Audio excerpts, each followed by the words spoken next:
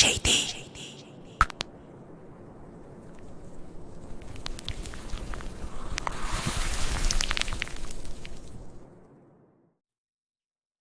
Ang kwentong ito ay hango sa totoong buhay. Mula ito sa isa nating kabayan na itago na lamang natin sa pangalang Bimbo. Walang eksaktong taon, probinsya ng Samar. Kilala si Mang Ador sa kanilang baryo bilang napakasungit at palaging galit. Paminsan, ginagawang panakot ng mga magulang sa mga bata ang matanda para wag lumabas ng tahanan lalo na sa tanghali dahil ganung oras din gumagala ang matanda. Sinasabi na may alaga itong mabangis na hayop na pinapakawalan niya tuwing gabi. Nag-iikot sa bayan upang manguha ng mga batang hindi pa nakakauwi sa 10 oras ng gabi. Dahil sa mga sabi-sabing ito, naging mapayapa ang baryo dahil kahit matatanda, natatakot din na makaengkwentro ang alagang nilalang ng matanda. Wala namang nakakita o nakapagpatunay patungkol dito. Ni minsan, wala ring nakapasok sa tahanan ni Mang Ador dahil bukod sa napakasukal ng daan, napapaligiran ng matitinik na Roma Amor ang kanyang bakuran.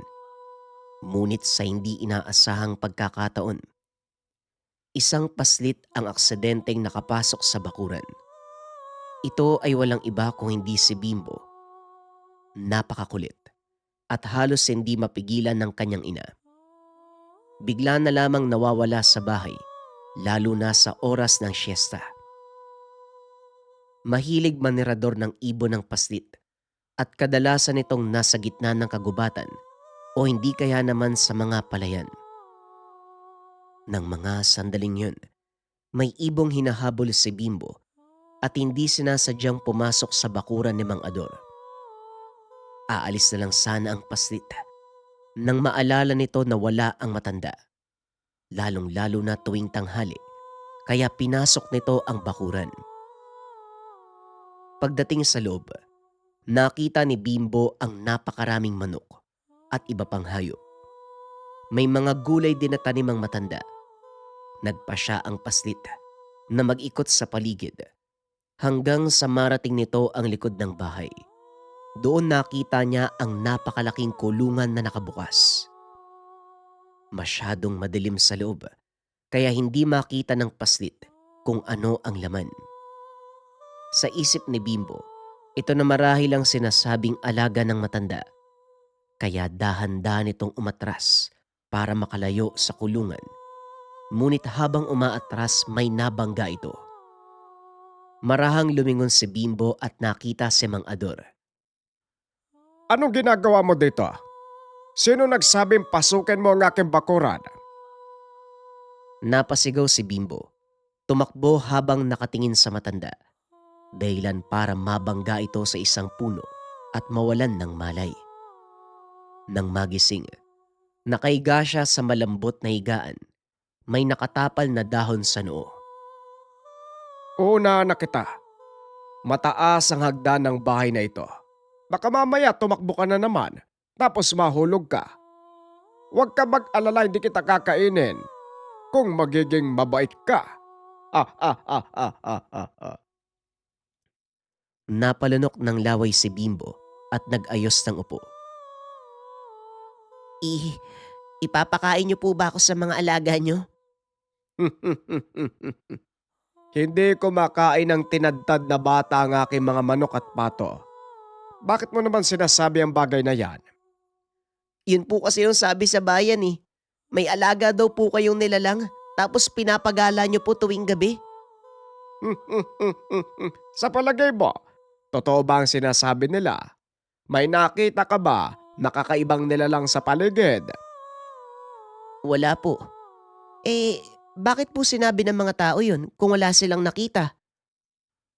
Alam mo iho, minsan ang isip ng tao ay napakalikot.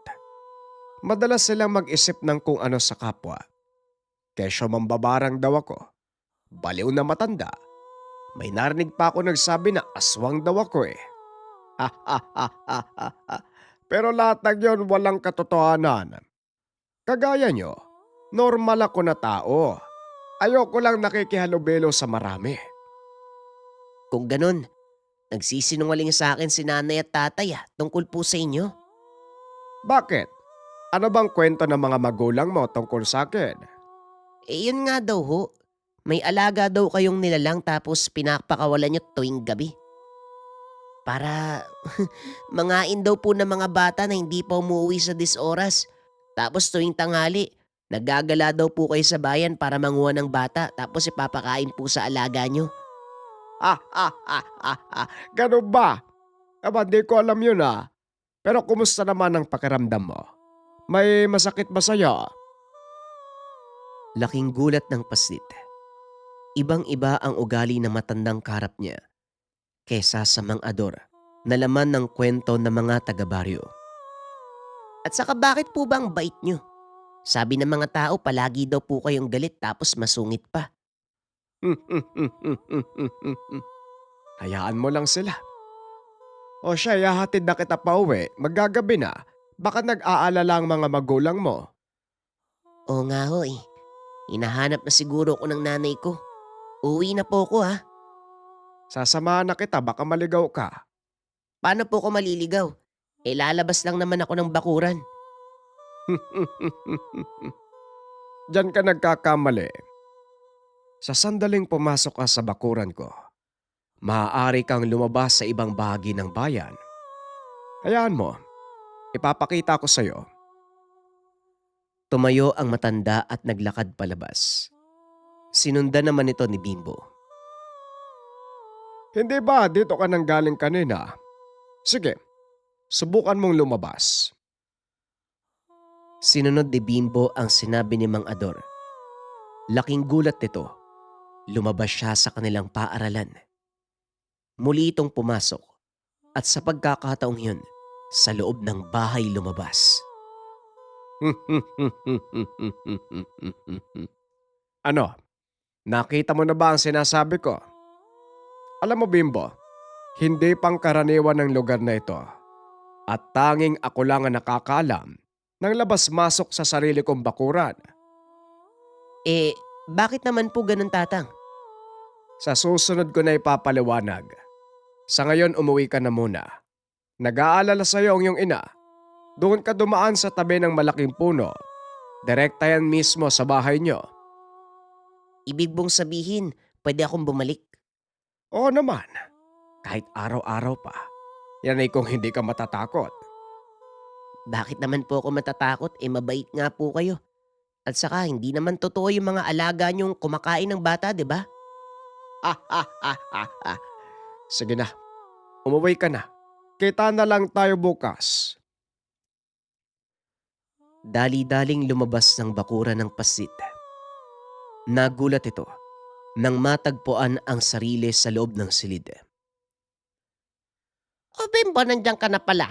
Akala ko kung saan ka na naman nagsote. Magugas ka ng kamay. Kakain na tayo. Hindi na nagsalita pa si Bimbo. Sinunod nito ang lahat ng utos ng ina. Bagay na pinagtatakahan ng nanay dahil matigas ang ulo ni Bimbo. Halata ang malaking pagbabago ng paslit sa loob ng ilang araw. Lingid sa kalaman ng mga magulang na sa tuwing uuwi ito galing paaralan, dumadaan siya kay Mang Ador. Sa pagdaan ng mga araw, unti-unting nalaman ni Bimbo ang sekreto ng matanda. Isa itong manggagamot at ang kanyang bahay, kanlungan ng mga nilalang mula sa kabilang dimensyon. At ang mas nakakagulat pa, totoo ang sabi-sabi ng mga tao tungkol sa alaga ng matanda.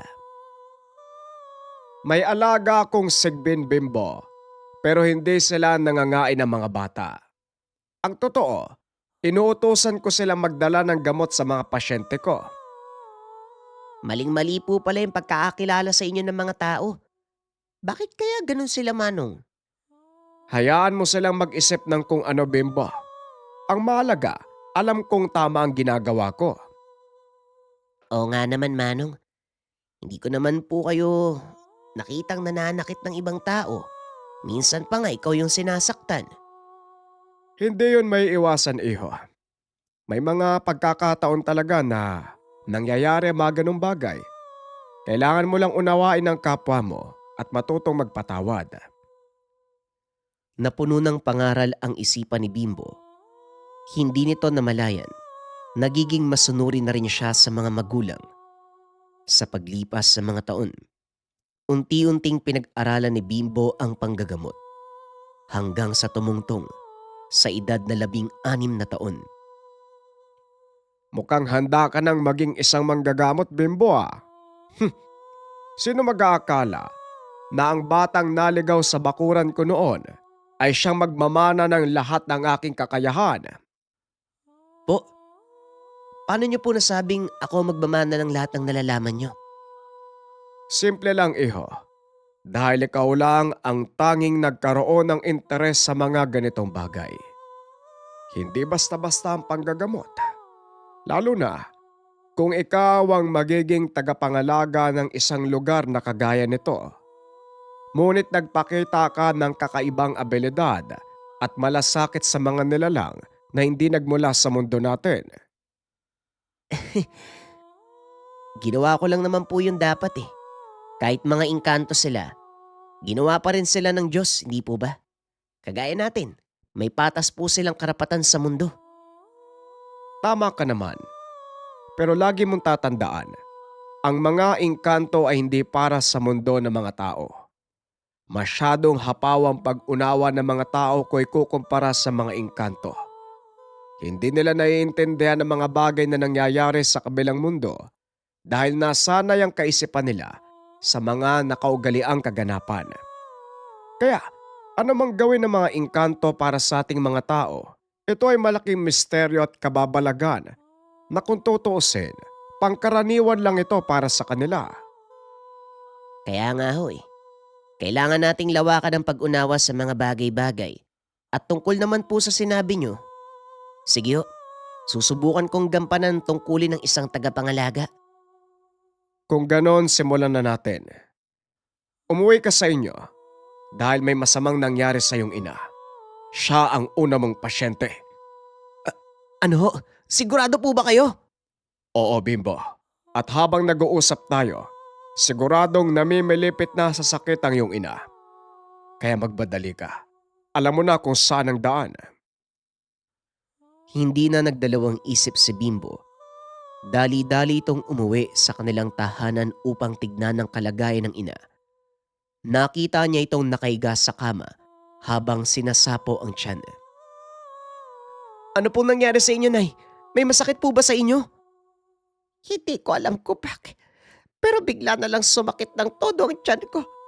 Wala naman akong kinaing magpapasama.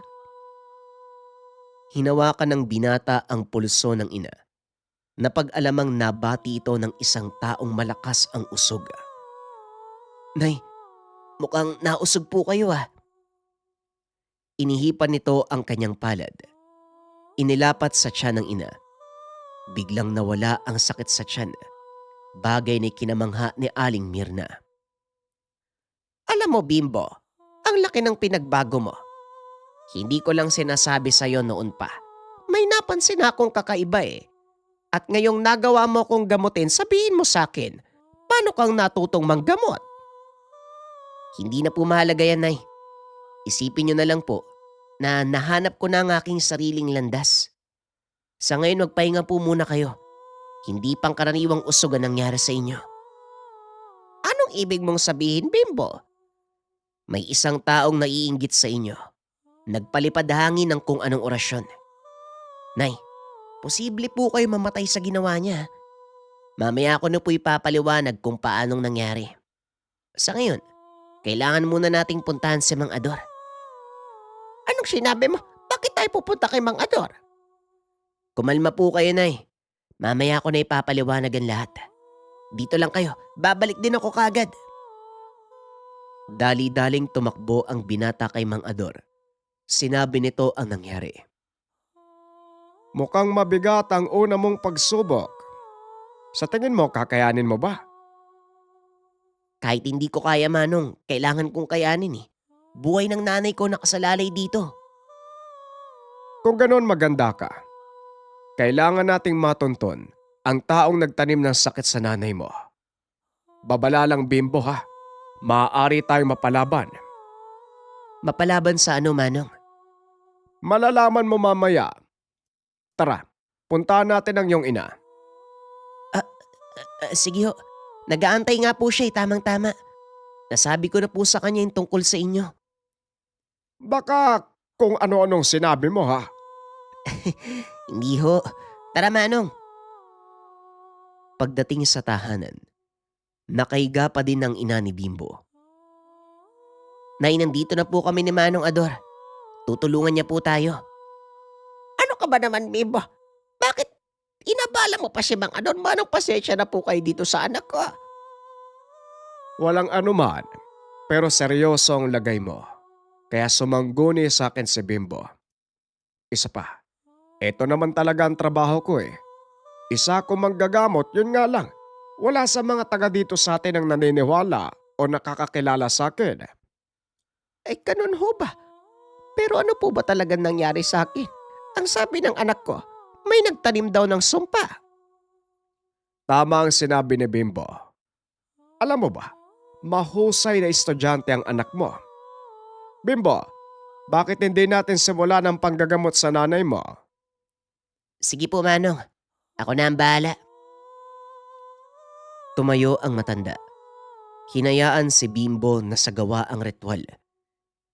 Tinawas muna nito ang ina para mas masigurado kung anong uri ng nilalang ang kakarapin.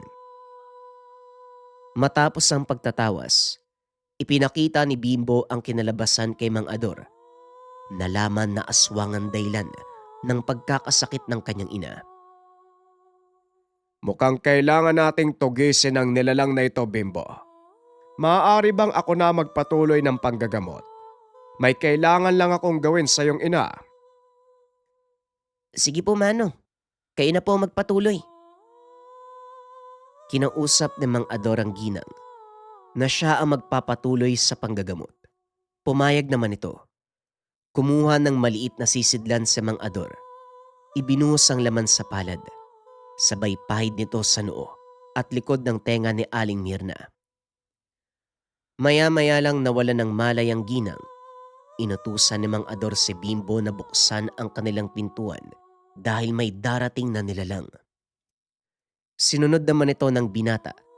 Laking gulat nang makita ang isang itim na nilalang na nahahawig sa aso. Malapad ang mga tenga, mas mataas ang paa sa likuran kaysa sa harapan. Kulay itim ang balat, pulang-pula ang mga mata. Diretso itong naglakad papasok sa sala hanggang sa makarating sa kwarto ni Aling Mirna. Anong nilalang yan, Manong? Bakit siya nandito? Siya ang alaga kong sigbin. Hayaan mong amuyin ng iyong ina. Hahanapin niya ang sangyo ng aswang na naglagay ng sakit at yon ang susundan niya. Matapos amoyin ng sigbi ng katawan ng ina ni Bimbo, dali-dali itong tumakbo palayo. Halika na, Bimbo. Mukhang natuntunan ng alaga kong aswang. Tara na, may tutugisin tayo. Paano po si nanay? Huwag kang mag-alala, may nagbabantay sa kanya. Iiwan ko ang isa sa mga alaga ko dito. Nang sa ganon, walang masamang elemento makalapit sa kanya. Nang masigurado ang kaligtasan ng ina, agad na silang lumakad upang sundan ang alagang sigbi ni Mang Ador. Laking pagtataka ng binata dahil huminto ang nilalang sa harapan ng kanilang kapitbahay. Hindi to kalayuan sa bahay nila. Akalain mo nga naman. May mga aswang din palang nagtatago sa likod ng kabanalan. At may mga anghel na nagtatago sa likod ng demonyo. Ganyan ang buhay dito sa mundo, Bimbo. At isa sa mga tungkulin ko, panatiliin ang balanse kahit kumitil pa ng buhay. Wika ni Mang Ador. Matapos ay nagbago ang kanyang sigbin. Naging malaking aso na may mahabang buntot. Ginamit ito ng nilalang upang siluhin ang aswang na nasa loob ng tahanan. Aling Maria, ikaw pala nagbigay ng sakit sa nanay ko. Bago kita patayin, nais kong sagutin mo ang tanong ko. Bakit mo nilagyan ng sumpa ang nanay ko? Dahil kailangan ko ng pain upang pumunta ka sa lugar na ito. Ikaw ang pakay ko, pero hindi kita magawang abutin dahil sa mga nilalang na nagbabantay sa'yo. Anong kailangan mo sa akin? Hindi pa ba halata? Kailangan namin ang kapangyarihan mo, Bimbo. Pati na rin ang bakura ni Tandang Ador. Paumanin aswang, pero hindi ko maaaring pabayaan na mapasa sa inyo ang pinakainiingatan kong bakuran. Wala kang puwang sa lupaing sagrado. Ikaw lang ang tanging harang, Tandang Ador. Bakit hindi ka nalang mamatay? Napakalaki mong tinik sa lalamunan. At isa pa, nagkamali kayo ng lugar na pinasok. Bakit sa tingin mo? Pupunta kami ng walang paghahanda. Hindi ako baguhan sa ganitong gawain, Maria. Ikaw ang nagkamali ng taong kinante. Naglabasan ang mga sigbin sa palibot ng tahanan. Bawat isa sa mga ito, may kagat-kagat na aswang sa leeg. Mga walang ya, pinatay niyo lahat ng mga kasama ko. Hindi ba sinabi ko sa inyo noon pa man na wag kang gagawa ng anumang kalokohan sa baryong to? At talagang, nanay pa ng mag-aaral kong ginalaw mo. Kaya pasensyahan na lang tayo. Lumabas mula sa kadiliman ang isang nilalang na halos kasing laki ng kalabaw. May 6 na paa, isang pares ng napakahabang mga sungay. Sinuwag nito si Aling Maria hanggang sa madikit sa puno ng nyog ang katawan, dahilan para mabali ang buto. Nilapa ito ng mga sigbin hanggang sa marka na lang ng dugo ang naiwan sa sementadong sahig. Matapos patayin ng aswang, dali-daling bumalik sina Mang Ador at Bimbo sa tahanan. Nakita nito ang ina na naghahain na ng hapunan. O Bimbo, bakit hindi mo muna pakainin ang hapunan ng bisita natin? Wika ni Aling Maria na parang walang nangyari. Hindi makapaniwala si Bimbo na makakasalamuha nito ang isang malakas na manggagamot. Misay Naga.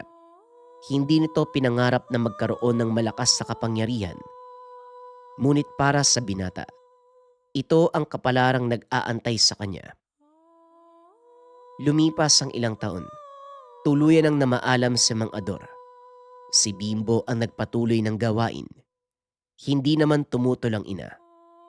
Dahil naniniwala ito, ang tadhana ng binata, maging tagapangalaga ng balanse ng mundo. Protektahan ang mga tao na nangangailangan. Ang kwentong ito ay hango sa totoong buhay. Mula ito sa isa nating kabayan na itago na lamang natin sa pangalang Jacob. Taong 1998, Pangasinan. Iba't iba ang opinyon kapag uwak ang pinag-uusapan. Pero ang madalas na pumapasok sa isipan ng tao ay kamalasan o kamatayan. Habang nagbabantay ng palayan, nakaramdam ng mali si Jacob. Kung kanina puro ibong maya, ngayon ay puro uwak. Lahat ng mga ibon ay nagsipagtago sa kawayanan. May mga kubo sa bawat parte ng pilapil dahil nahati ang taniman sa iba't ibang pagmamay-ari. Bawat bubong, may iilang uwak na nakadapo. Wala mang ingay pero sapat na ang presensya ng mga ito para magbigay ng kutob. Bago pa man may masamang mangyari, nagligpit ng gamit si Jacob at nagmamadaling umalis. Sa gitna ng pilapil dumaan, bahala na kung puro putik ang mga binti at maapakan ang iilan sa punla. Ang importante ay maiwasan ang uwak. Hingal na nakarating sa bahay. Sa itaas ng bundok nakatirik ang tahanan, kaya sa simpleng tingin sa baba, Tanaw kaagad ang pilapil. Nangingitim ang bubong ng bawat kubo sa dami ng uwak. Oh, nandiyan ka na pala, apo. Bakit parang hinihingal ka? Tumakbo ka ba pakyat dito sa bundok? Ano bang tinitignan mo sa baba? May nakalimutan ka ba sa pilapil? Kagad sinaway ng binata ang lola. Lola, hindi niyo po talaga makikita ang nakikita ko. Bukod sa malayong distansya, malabo na po yung paningin niyo eh. Kahit sino naman mapapatakbo kapag makakita ng sandamakmak na uwak. Umitim na po yung bubong ng mga kubo sa pagdapo nila oh. Ano po kaya sa tingin niyo yung nangyayari kapag ganyang karami yung uwak? Kaano ba karami yung tinutukoy mo? Alam mo, apo, hindi porket may uwak, ibig sabihin kasamaan kagad ang mangyayari. Ibon din naman yan. Siyempre kung masama ang panahon, hahanap talaga yan ng malilipatan. Malay mo dahil dyan kaya napadpad dito ang mga uwak. Sama ng panahon. Ang aliwalas nga ng kalangitan simula pa nung nakaraan eh. Iba talaga yung kutob ko dito lola pero syempre, sana mali ako ng akala. Sino ba namang maghahangad na may masamang mangyari sa lugar natin? Hindi ba lola? Tama ka. Kaya sana wag kang basta nagpapaniwala sa mga sabi-sabi. Parang tao lang din yan. Hindi porket may narinig kang masama tungkol sa kanya, masama na talaga siya. Ganun lang yan. Kaya sige na, magsaing ka na doon dahil bababa muna ako. May sasadyain lang kay paring Raul. Tumalima si Jacob. Kaso kahit sa kalagitnaan ng pagsasaing, hindi pa rin nilulubayan ng masamang kutob. Kahit sa pagsapit ng gabi, nakikita pa rin ang mga uwak. Sa pagkakataong ito sa kabilang kapatagan namang gumagawa ng kababalagan. Lumilipad, pumapaikot-ikot sa kalangitan. Mabilog ang buwan at maliwanag ang langit, kaya kitang-kita ang mga ito. Habang nakatitig sa mga uwak, napansin si Mang Raul. Sumalubong siya para tulungan sa mga bitbit. Maraming salamat, iho. Maayos talaga ang pagpapalaki ni Maring Marsing sa'yo Mabait na. Matulungin pa. Sa papag sa labas pumipwesto ang matanda. May ginagawa pa sa loob si Lola Marsing, kaya si Jacob muna ang nag-asikaso. Sinamantala ang pagkakataon na pag-usapan ang mga uwak. Tinuro ng binata ang kalangitan, bagay na sinuway ng matanda. Bakit naman po? Kahit pagturo bawal pa rin. Ano po mangyayari kapag tinuro ang mga uwak? Ikakamatay ko po ba yun? Hindi naman ikaw talaga. Ang sa akin lang, huwag kang basta turo ng turo lalo pat gabi na. Baka mamaya ibang maituro mo Binanggit ng lola mo sa akin ang tungkol sa pagkabahala mo sa uwak. Sino man ang makakita ng ganyang karami, malamang iba talaga may isip. Siguradong matatakot. At talaga namang may pinapaiwatig ang nangyayari ngayon Binaba ni Mang Raul ang suot na salamin para makitang mabuti ang mga uwak. Nabuhayan ng loob si Jacob dahil sa usaping kababalagan. Malawak ang kaalaman ng matanda. Sa katunayan, aktibong mananugis ito nung kabataan. Nahintulang matapos mabalian ng buto sa paa. Sa kabila ng pagkakaroon ng lakas at medalyon, nakalusot pa rin ang kalaban dahilan upang mapinsala. Matindi ang nakasagupa nung araw kaya naparetiro si Mang Raul. Manong, ano sa tingin niyo yung dala ng mga uwak na yan?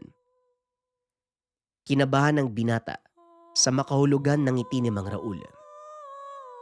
Sa galaw, sa dami, sa lakas ng presensya, isa lang ang ibig sabihin. May magaganap na sakuna sa lugar na ito. Ang maipapayo ko lang, iba yung pag-iingat sa lahat ng oras. Siya, tama na ang takutan niya. Pagkabalaan muna natin tong nilagang mais at kape. Magbabantay din tayo sa pilapil, kaya mainam to pampagising. Teka Lola, ngayong gabi talaga? Bakit hindi ko alam yan? Hindi niyo po ako nasabihan . Nakalimutan ko.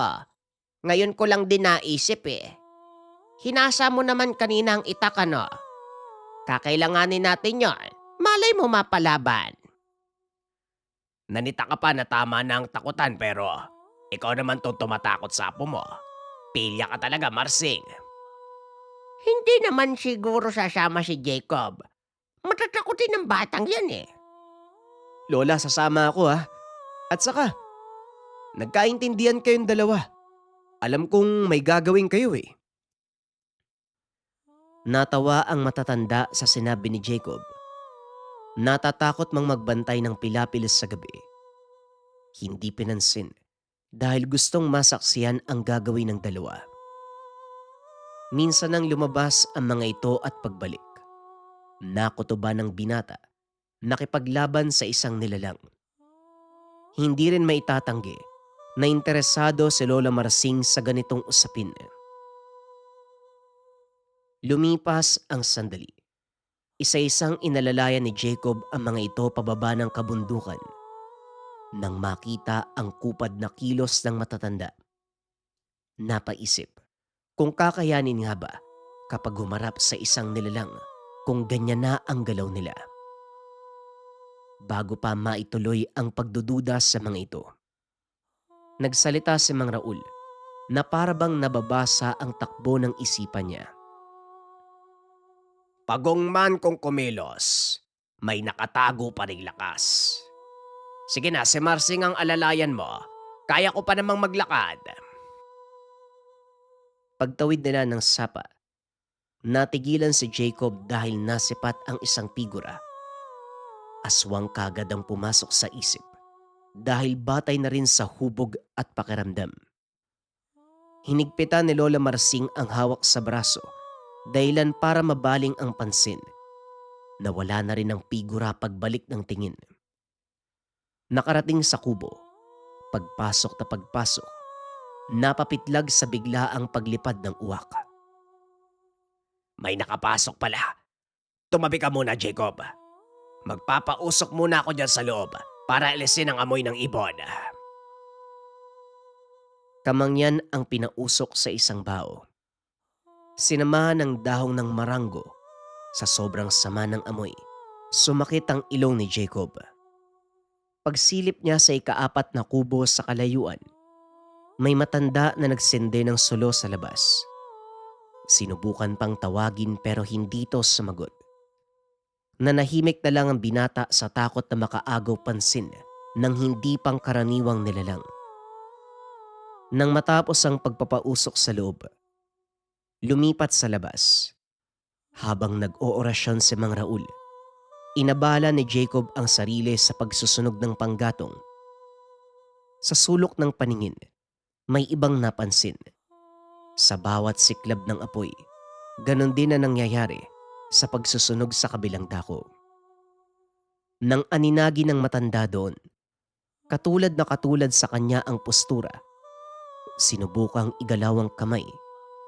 Ganon din ang ginawa. Tumayo ang binata. Tumayo din ito. Nagtambak ng panggatong sapoy. Ito rin ang ginawa ng figura. Nang mapansin ng mali, kinalabit kagad si Mang Raul pero nagulat sa sinabi nito. Kanina ko pa yan napapansin. Kalmahan mo lang muna, iho. Hindi pa ito ang tamang oras para sumugod. Kailangan sila ang mauna para makabuelo tayo na maayos. Sila, ibig sabihin, hindi lang isa yung umaaligid. Manong, ano bang pinunta natin dito? Magbabantay ba tayo ng palay o magbabantay tayo ng aswang? Shh! Jacob! Sumunod ka na lang sa sinasabi ni Paring Raul. Hinaan mo nga yung boses mo. At saka, huwag masyadong pansinin nangyayari sa paligid. Halika, maghimay ka ng palay. Pinapasok ng kubo si Jacob pero hindi magawang magimay ng palay. Sumilip sa dingding. Naroon pa rin ang figura na inakalang si Mang Topas. Sa pagkakataong ito nakatayo, nakatitig sa kanilang kubo. Walang galaw pero malakas ang banta. Hindi naglaon, bigla itong nawala. Ganun man, hindi pa rin makampante. Sunod-sunod ang senyales ng aswang. Idagdag pa ang huni ng uwak. Si Jacob sa loob ng kubo, ilang beses ginulat sa biglaang pagdapo. Napahawi na ang iilan sa pawid. Sa labas naman, may ginawang ritualang matatanda na sila lang ang nakakaunawa. Lalong dumadami ang mga uwak. Bawat kubo ay may nakadapo.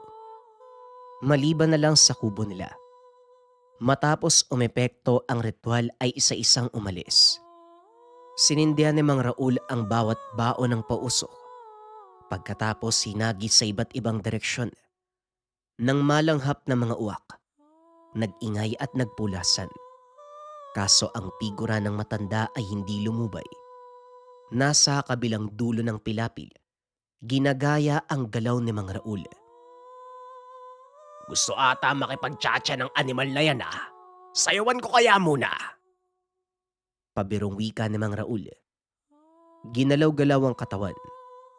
Pero batay sa pagkaunawa ni Jacob sa kilos, lalo lang ikinumpas ang kamay. Sinabayan ng salita. Hindi to basta sayaw. Sa paglipas ng sandali, nakita naman ang epekto sa nilalang. Dumadaing, nangingisay at nagmamadali sa pagtakas. Manong, hindi mo ba susundan para malaman kung napuruhan ba? Hindi na. Kamatayan din ang pupuntahan ng hayop na yan. Huwag na tayo mag-abala pa. O siya, tapos na ang gawain natin dito. Pwede tayo magligpit at umuwi. Patayin muna ang pausok. Baka magdulot pa ng sunog sa pilapil. Sumunod si Jacob. Inipon ang mga bao at binuhusan ng tubig. Pagkatapos ng lahat, inakay na ang matatanda sa pag-uwi. Palaisipan kay Jacob ang nakaraang gabi.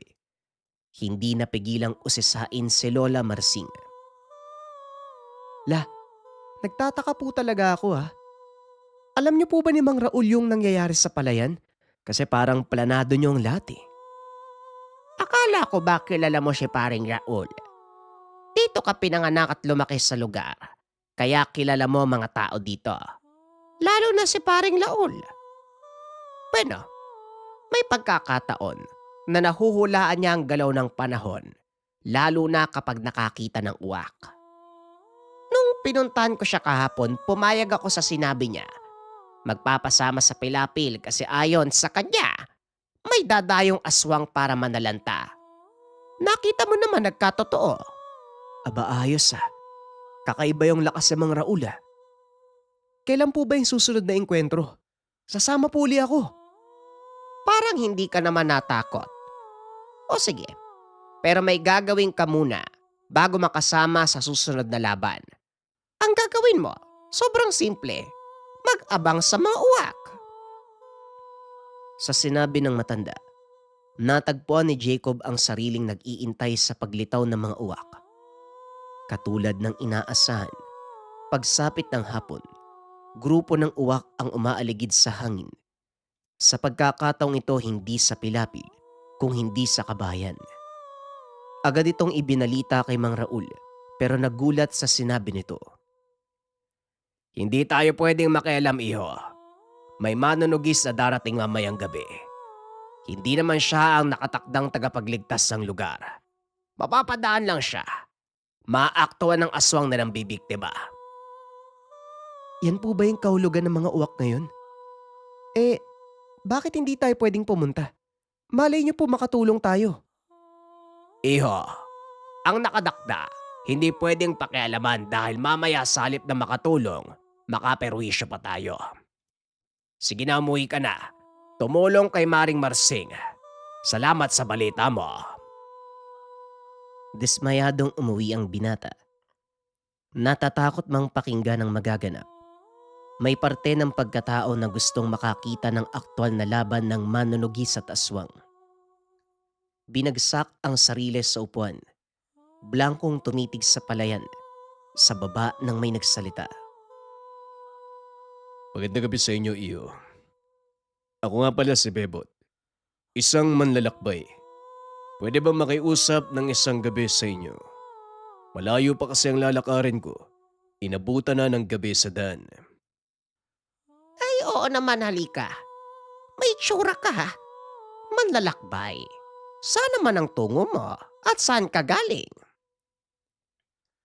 Kunot noong sumunod si Jacob sa pagpasok ng mga ito sa loob. Lola naman, estranghero yung taong yan oh. Pinapasok nyo kaagad. Wala siya. Manong pasensya ka na pero wala nang bakanting higaan dito sa bahay namin. Nakita mo naman oh, maliit oh. 2 pa kami ni Lola. Sa ibang bahay ka na lang po. Marami pa dun oh, sa bandang unahan. Jacob, ganyan bang magtrato sa bisita? Halika iho, may bakanting papag dito sa sala. Medyo madumi pero kaya pa naman. Maraming salamat po, ang totoo niyan. Malayong probinsya ang pinagmulan ko. Hindi ko rin alam kung saan ako tutungo pero ang sabi ng maestro, sundan ko lang ang daan. Baliw. Kaya ka naliligaw eh. Kasi kung san-san ka dumadaan manong, walang hanggan ang daanan. Niloloko ka ng maestro mo no? Anong maestro ba yan? Sa eskwela? Lalaking guro? Ano ba yan? Hindi sa paaralan. Isa siyang tao na nagturo sa akin ng mga bagay-bagay. Kaya maestro. Ay sus, naniwala ka naman. Manong peke yung maestro mo ha, ang totoong maestro. Hindi magtuturo ng ganyan. Wala yata sa tamang pag-iisip yun eh. Baybayin kahit saan. Kahit mamatay ka, ganon. Hindi mo maabot yung hangganan yan eh. Hindi naman ang hangganan ang kailangang abutin, Utoy. Umiwas na lamang si Jacob sa sagutan dahil hindi niya naiintindihan ang bisita. Alertong-alerto dahil masama ang kutob dito. Hindi natulog si Jacob kahit mahimbing ang tulog ni Bebot at Lola Marsing. Humihilik man ang bisita, naglalaro pa rin sa isip ng binata na may masasaksihan dito.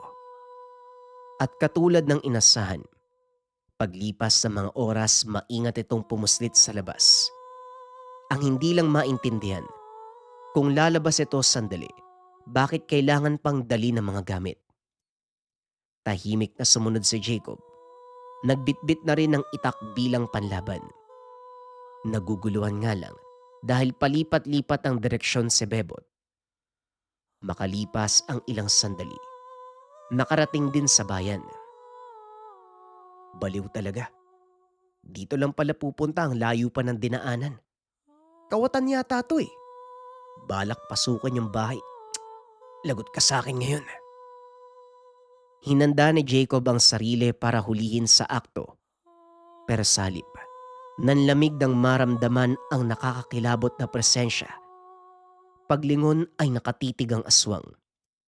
Bago pa man makakilos, napansin ang pagharang ni Bebot. Sinasabi ko na nga ba susunod ka eh? Iyo, baunin mo ang aral sa kaganapang ito. Hindi porket may kutob ka sa tao, basta ka nalang susunod. Wika ni Bebot bago nakipagtuo sa aswang. Malaki ang nilalang, dambuhalang aso na parang lobo. Maliksi ang kilos, mabilis, palaging nauunahan si Bebot. Gayunpaman hindi to matras at sa sandaling napansin ang galaw, napagtanto ni Jacob na isa itong manunugis. Dito rin sumagi sa isipan ang sinabi ni Mang Raul. Sa takot na maging perwisyo, nagmamadali sa pagtakas, kaso nga lang bigla siyang tumalsik ng mahagip ng aswang. Nasaluman siya ni Bebot. Umepekto pa rin ang lakas ng nilalang. Bagyang nahilo, kaya sumandal na lang muna sa tabi. Huwag ka munang gumalaw. Intayin mo lang ako matapos. Ngayon, ituring mo itong proteksyon. Wika ni Bebot, sabay abot ng buntot pagi at langis. Bagyamang nahilo, malinaw pa rin nakikita ang nangyayari sa harapan. Buntot pagi pa rin ang ginamit ni Bebot. Hataw kung hataw, latay kung latay. Nasasabayan man ni Bebot ang pagka-agresibo ng kalaban, umaabot pa rin sa punto na naiisahan. Tumalsik ang binata.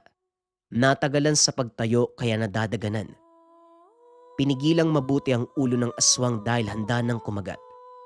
Buhos na buhos ang lakas ni Bebot pero hindi makakilos ng maayos. Bumalik na rin sa wisyo si Jacob at nang makita ang kalagayan ng manunugis, wala sa sariling lumapit para tumulong. Sunod-sunod na hampas ang binigay sa nilalang. Umangil ito. Lumabay kay Bebot pero inihanda ang pinsala ng buntot pagi para sugurin ng binata. Alisto man ng manunugis, tinamaan ng kalmot si Jacob. Sana lang may natutunan ka sa ginawa mo ngayon. Sana hindi ka na lang sumunod. Hinabol ni Bebot ang aswang na tumakas. Dumiretso sa mga bahay at hindi na alam ang kasunod na nangyari. Nang wala pa ring bumalik sa paglipas ng sandali, kusa nang lumakad pawi si Jacob. At dahil masama na ang epekto ng kalmot, hindi na alam ang dinaanan. May nakitang bahay, basta na lamang kumatok. Mabuti na lamang kay Mang Raul. Diyos ko, ano nangyari sa'yo, Jacob? Anak ng kalmot ng aswang. Sinugod ba kayo sa tahanan niyo? Nasaan na? Lol, Jacob! Jacob! Hindi na alam ng binata ang nangyari pero nang magising, mabigat ang pakaramdam. Nakitang nag-uusap si Mang Raul, Lola Marsing at Bebot. Nako, kapag talaga si paring Raul ang humula, nagkakatotoo. Pero hindi ko inasahan na sa buhay ko, tutuloy ang sinasabing mananugis. Buti na lang umandar ang pagiging mabait ko. May itsura kasi kaya pinatuloy ko kagad. Pero may problema po tayo. Sa pakikialam ng binata, hindi ko nailigtas ang matanda na may sakit. Magagawa ko sanang isalba kung sakaling napatay ko ang aswang. Pero natagalan dahil sa apo nyo. Manong, sa pagsingit niya, doon nagsimula ang kapalpakan eh. Dadalaw na lang ako mamaya sa pamilya ng biktima. Hindi na natin may babalik ang nangyari at hindi din natin masisisi si Jacob. Kuryoso siya, kaya kumilos sinundan ka eh. Ano man ang naganap na. Huwag na natin pag-usapan. Lalo pat kapag nagkamalay ang binata, huwag natin iparamdam na kasalanan niya ang nangyari.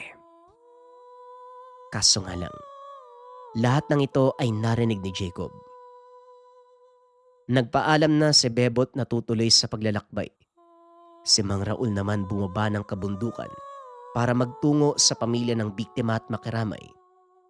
Si Lola Marsing ang naiwan para magbantay. Alam kong nagkamalay ka na. Ayaw mo lang bumangon, apo. Narinig mo ba ang usapan? Huwag kang magdamdam sa sinabi ni paring Raul at Bebot. May punto sila. Pero hindi ko naman sinabi na mali ka. Hindi mo naman alam na yun ang mangyayari sa'yo. Hindi sumagot si Jacob. Lihim na lumuha ang mata.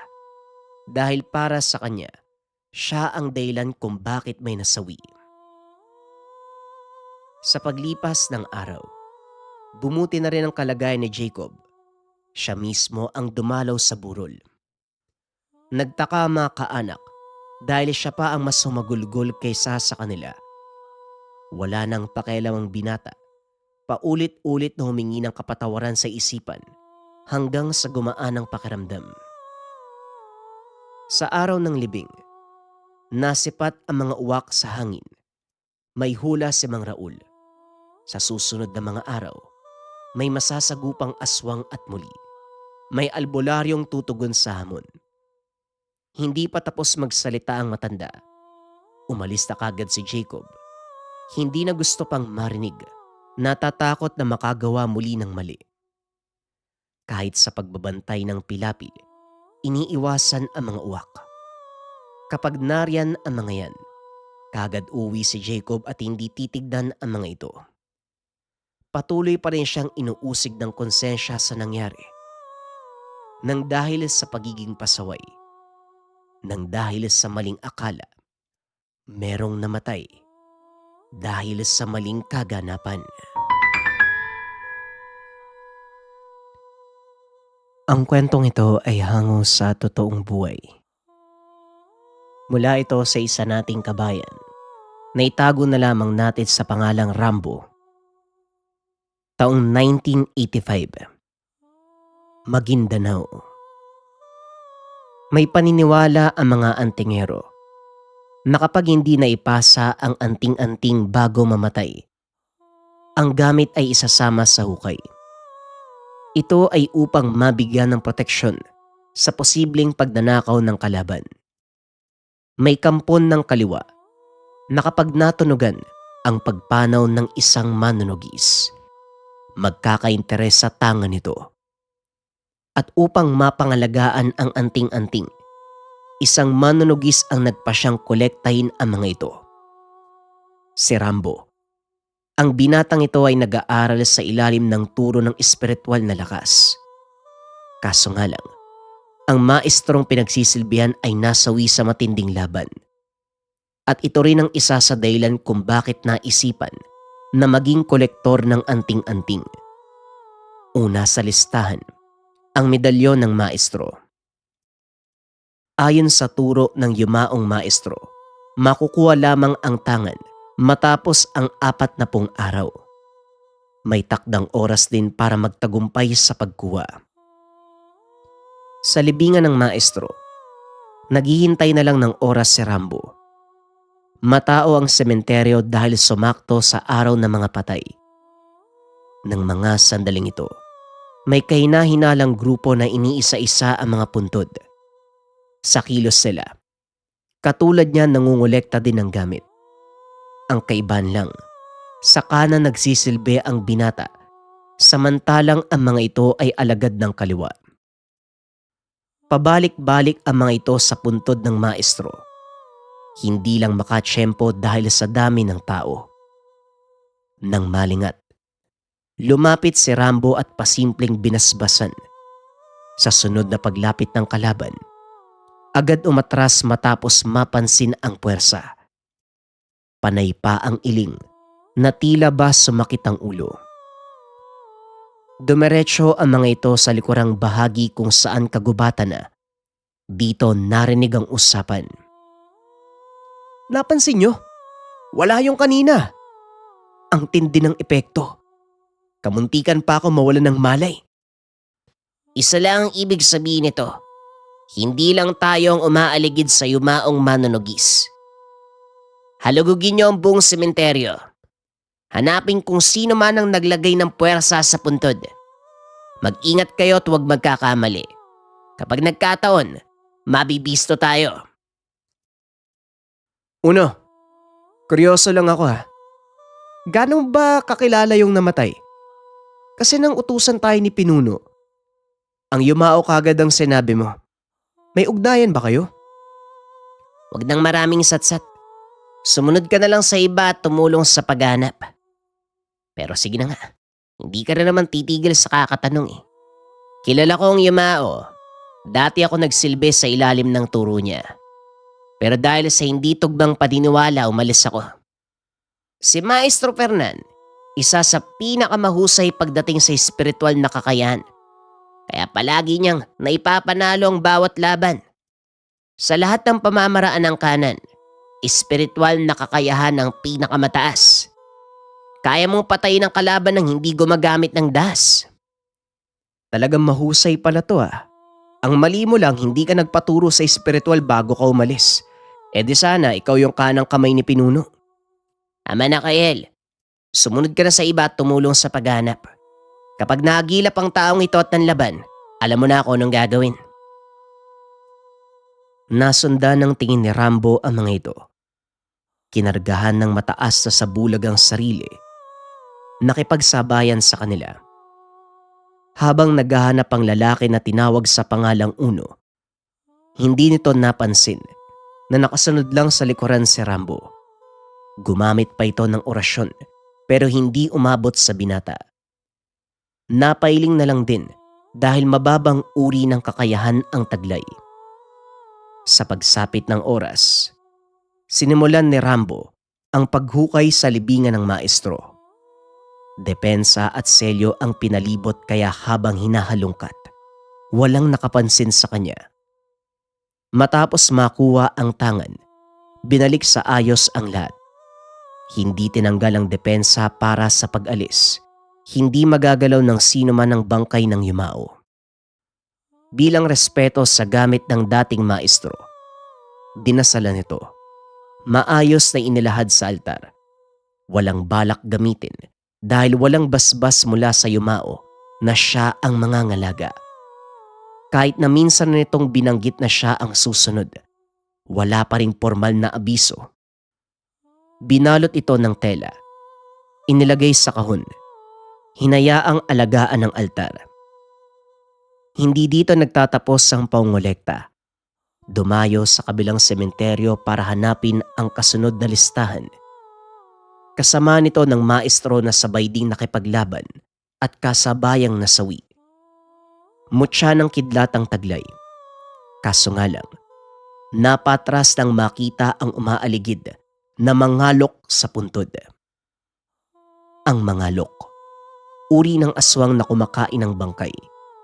10 oras na ng gabi kaya nakatsyempo ang mga ito. Marami ang bagong nakalibing pero ang puntod ng antingero ang pinagkainteresan. Ayon sa paniniwala, kapag may alagad ng lihim na karunungan, may papasa ang kalahati ng lakas. At bago pa man magtagumpay ang mga ito, nagsimulang magpakawala ng orasyon si Rambo. Sa bawat bulong ng salita, napukaw ang espiritual na kamalayan ng aswang. Gulat ang mga ito. Tumingin sa paligid. Hinahanap ang pinagmula ng puwersa. Kaso mas mababa ang kakayahan kumpara kay Rambo, kaya hindi mahagilap ng mata.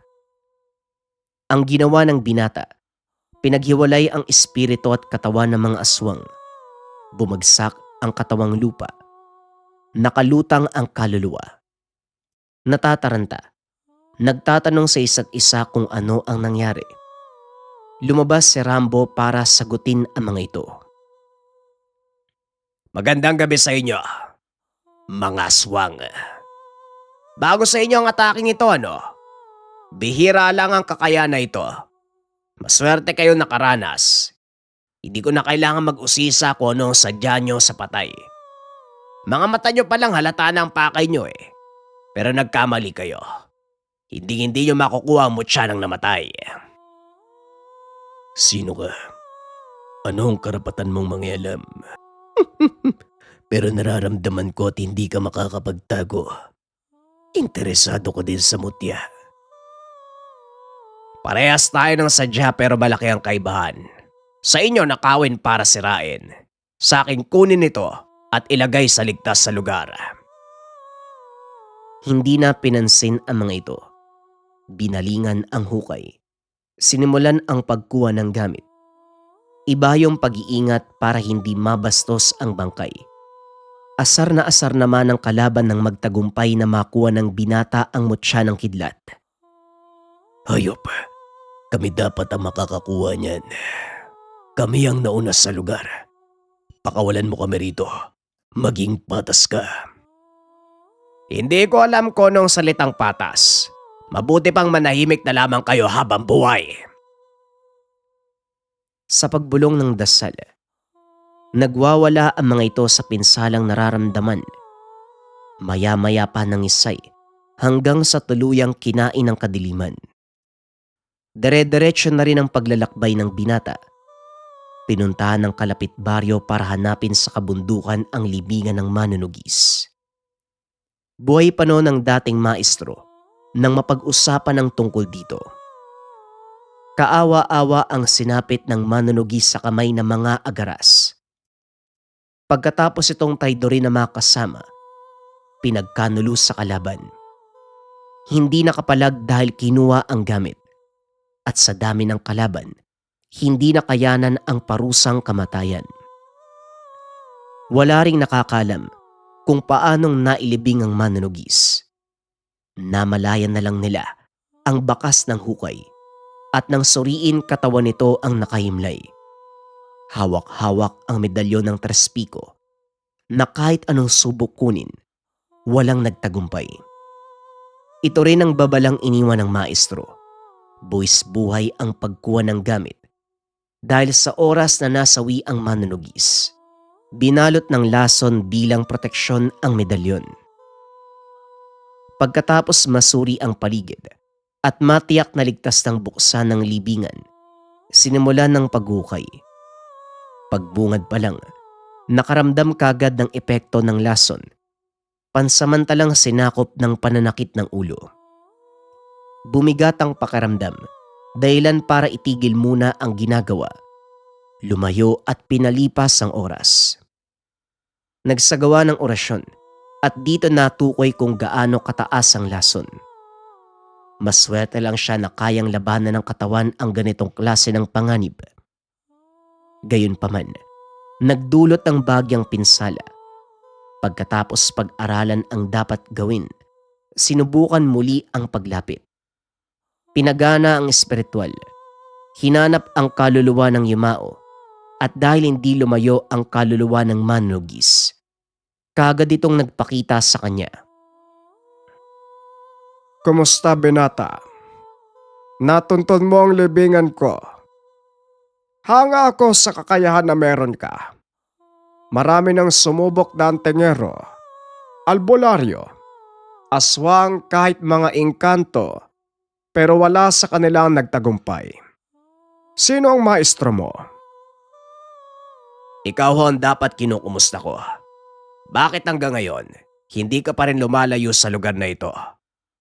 Nahirapan ka bubang tawirin ang kabilang buhay? Nagsisilbi ako sa ilalim ng aral ni Maestro Fernan. Pero katulad nyo na mayapa na din siya. Walang duda. Si Fernan pala ang maestro mo. Minsan na kaming nagkausap tungkol naman sa pananatili ko sa lugar na ito. Pinili kong dumito muna hanggang sa araw na may makakuha ng Tres Pico. Hindi ako mapanatag na lisanin ang mundo sa ideyang kung sino-sino ang sumubok na nakawin ang gamit ko Pasensya na ho ko isa ako sa kanila. Pero lilinawin ko lang po. Hindi ko gagamitin sa lapastangang paraan ng Tres Pico. Katulad na mga gamit na nakuha ko sa hukay ng mga namayapang manunugis. Isiselyo ko ito sa isang lugar kung saan ligtas sa panganib. Hindi mo kailangan magpaliwanag. Paakyat ka pa lang ng kabundukan. Nararamdaman ko na ang kabutihan ng puso mo. Huling wika ng kaluluwa bago ito naglaho. Sa puntong ito, naging madali ang lahat na kahit si Rambo ay nagtataka. Sa isang dampot lang, tuluyang napasakamay ang Tres Pico.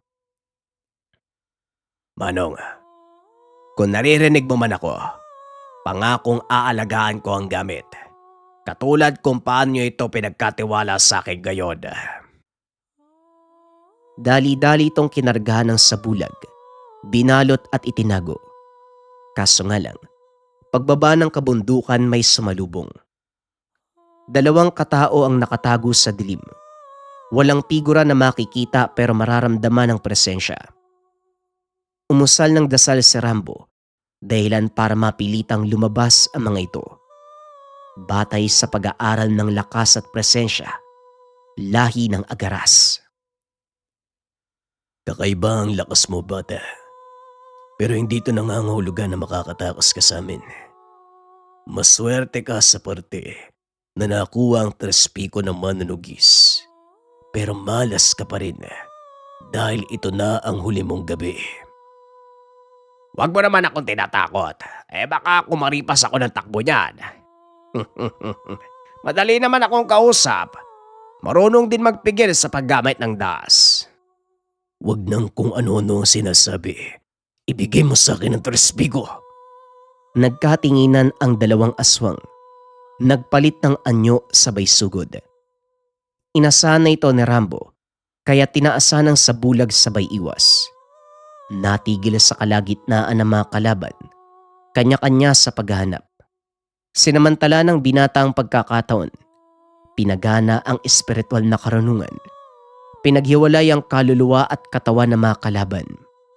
Ito man, hindi makapaniwala sa nangyayari. Animoy bula na lumulutang sa hangin.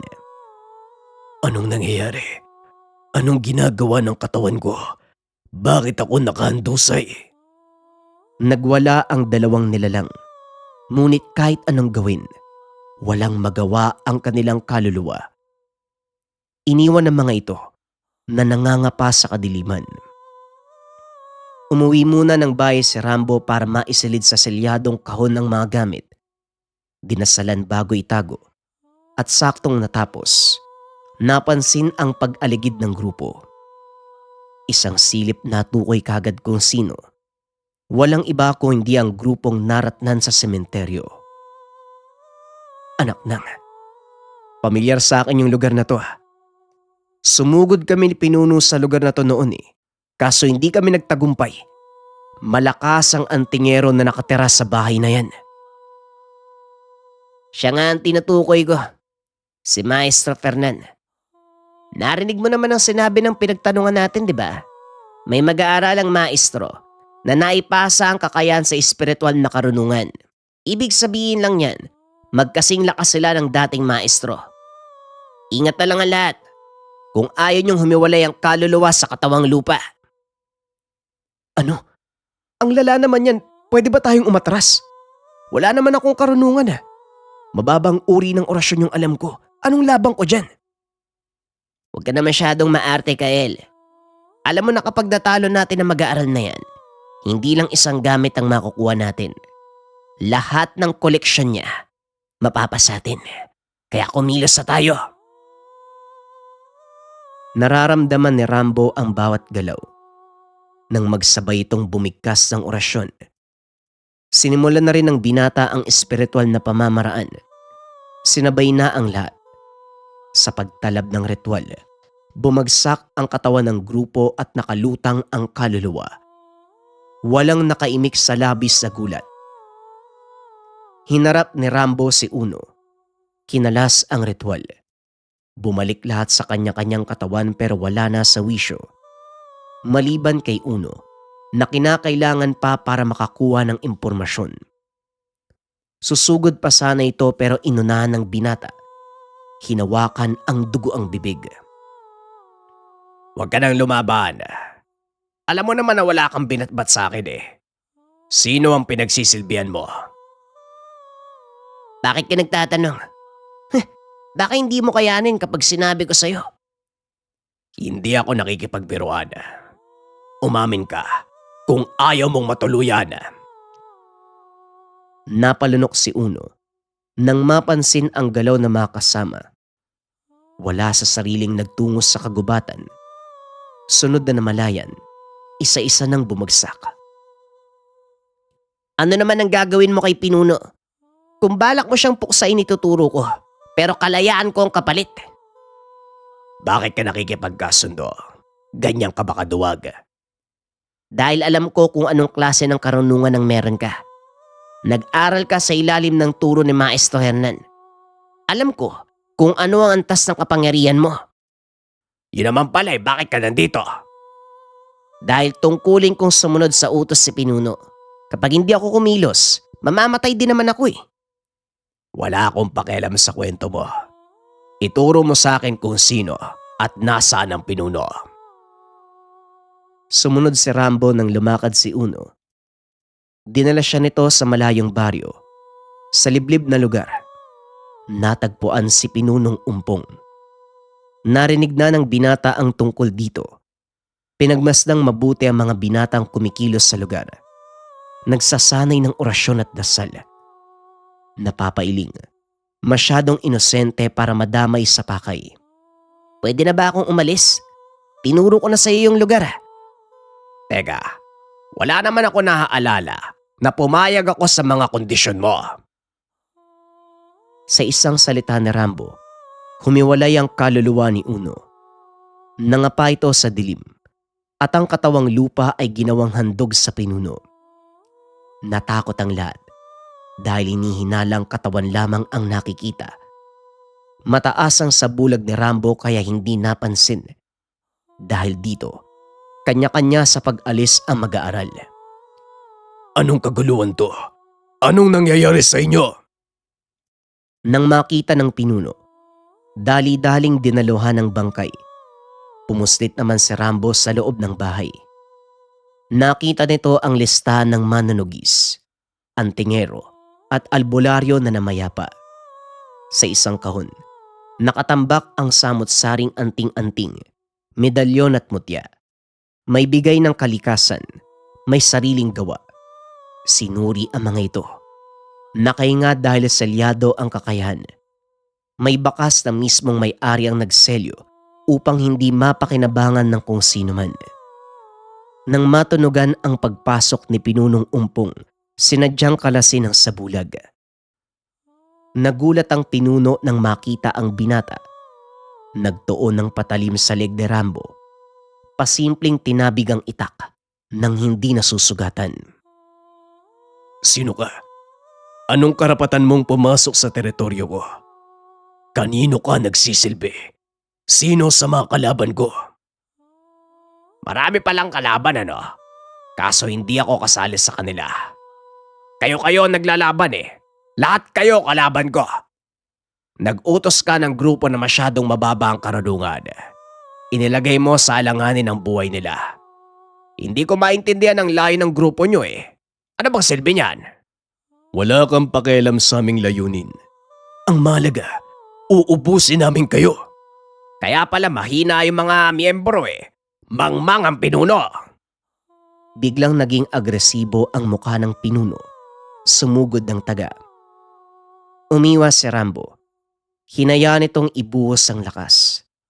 Nang makatsyempo siya naman ang gumanti. Binawi ang patalim. Dinaplesan sa leg. Natigilan ito. Umatras at natakot. Ay nako, gusto mo lang ng lakas pero hindi kaya ng katawan mo. At yung mga binigay mong dasal sa mga estudyante, wala namang silbi. Nagkakamali ka. Mag-iingat ka sa pananalita mo. Tama na Manong. Huwag mo nang palalain ang kasamaan mo. Ang ginagawa mo ngayon, paglapastangan sa tunay na kahulugan ng lihim na karunungan. Hindi to nakinig. Kinuha ang mga tangan. Nagsimulang mag-orasyon. May kaunting epekto pero hindi sapat para paganahin ang lahat ng tangan. Napailing na lang si Rambo dahil parang baliw kung gumalaw ang matanda. Ang buong akala niya ay gumagana ang mga gamit. Umaastang malakas. Sugod ng sugod. Basta na lamang nagbabanggit ng mga dasal kahit mali. Nang masagad ang pasensya, ginamitan ng espiritual. Saka lang natigilan ng humiwalay ang katawan at kaluluwa. Ano nangyari? Bakit ako lumulutang? Manong, binalaan na kita pero hindi ka nakinig. Kayo rin na naglagay sa sarili nyo sa alanganin. Wala na ako magagawa dyan. Kung bubuhayin kita, patuloy ka lang sa pag-angkin ng mga anting-anting na hindi mo dapat pinapakialaman. Ibalik mo ko sa katawan ko. Ibalik mo ko, bata! Hindi nakinig si Rambo. Bitbit ang kahon ng anting-anting. Nilisan ang lugar. Pero bago yan, binalaan ng mga mag-aaral na wag nang bumalik sa kalokohan. Pagbalik ng tahanan, inayos ang mga gamit. Inilatag lahat sa mesa at sabay-sabay na binasbasan ng proteksyon. Nang matapos, isinilid sa kahon. Isinelyo kasama ang naunang gamit. Muli niyang tinignan ang listahan. Marami pa ang pupuntahan. Marami pa ang kokolektahin. Ito ang ginawang panata ng binata upang hindi magamit ng mga masasamang tao, masamang nilalang, masamang elemento ang mga anting-anting. Kaya naman sa paglipas ng panahon, siya din ay binansagan ng mga tao bilang ang dakila na kolektor ng mga tangan.